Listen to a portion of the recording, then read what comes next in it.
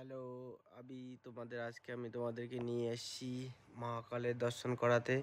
আজ চলো দেখাবো নন্দী গেট দিয়ে যাব। তোমাদেরকে দেখাবো পুরো মহাকালের গেট দিয়ে কোথা দিয়ে আমি প্রবেশ করব।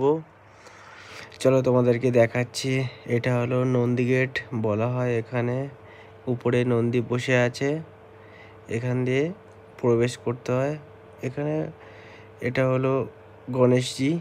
চলো তোমাদের আস্তে আস্তে করে পুরো কি কি আছে পুরো নন্দী গেট দিয়ে পুরো সব তোমাদের ডিটেলস তোমাদেরকে পুরোটাই দেখাতে চাইছি। এখানটা হলো প্রবেশ, এখান দিয়ে যাচ্ছে। এই প্লেয়ারগুলো অনেকগুলোই আছে, যেমন দেখতে পাচ্ছ এগুলো আছে।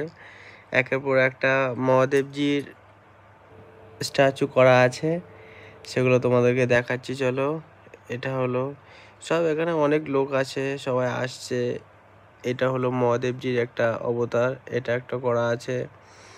তারপরে এদিকে দেখে নাও, সব মহাদেব নারায়ণ যত সব আছে সবার এগুলো আছে। মহাদেবের এক একটা স্ট্যাচু করা আছে, এক এক রকমের, এক এক ধরনের। এটা হলো দেখে নাও মহাদেবজি যেমন নন্দীর পিঠে উঠে ঘোরে, সেটাই এক একটা করে রেখেছে। আর সবারও সাথে মহাদেবের শিষ্যরা যাচ্ছে।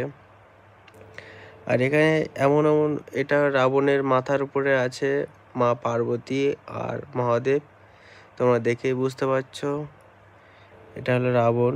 তোমরা দেখেই বুঝতে পারছো রাবণও তো মহাদেবের প্রচুর ভালো একটা শিষ্য। চলো, আর এটা ভক্ত, সরি ভুল বলে ফেলেছি, এটাও মহাদেবের দেখে নাও একটা অবতার। আর এদিকে মানে ঘুরে শেষ করতে পারবে না। আর সন্ধ্যাবেলা এসেছিলাম মহাকালের আরতি দেখতে, তাই তোমরা দেখে নাও মহাদেবের এটা সাজানো হয়েছিল সন্ধ্যাবেলা। সবাই, এটা হলো নন্দী মহাদেবের সামনেই আছে। মহাদেবের নন্দীর সামনে দেখে না একজন কার কি ইচ্ছা মনের কামনা সে বলছে। আর তোমরা তো সবাই জানো নন্দীর কানে কানে যেটা বলবে মহাদেব সেটা শুনতেই পায়। তাই তোমাদের কারো সবাই যদি মহাকাল এখানে আসার ইচ্ছা হয়, তোমরা আসো একবার দেখো উজ্জয়িন মহাকালে। এটা একদম পুরো আমি সামনাসামনি দর্শন করেছিলাম বাবা মহাকালের। তোমরা সবাই দেখে নাও। ভিডিওটা ভালো লাগে লাইক কমেন্ট শেয়ার সাবস্ক্রাইব করে দাও। জয় শ্রী মহাকাল ভোলে।